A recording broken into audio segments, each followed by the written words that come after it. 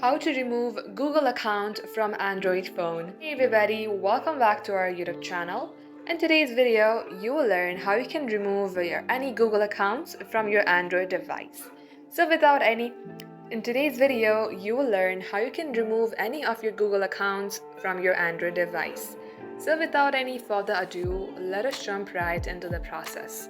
Start by opening up your settings application from your phone. Here, scroll below and go on to Accounts and Backup.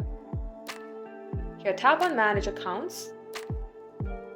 As you do so, you will see all of your Google accounts. Simply tap onto the one that you would like to remove, and you will see an option of Remove Account. Tap onto it, then tap on Remove Account. Also know that removing the account will delete all of its messages, contacts, and other data from this device. If you would still like to continue, then tap on to Remove Account. And just like so, this is how you can remove your Google account from your Android device. That wraps up today's tutorial. Thank you for watching the video till the very end. In case you would like to see more videos on this topic, then do comment down below. We will be back soon with more tutorials like this.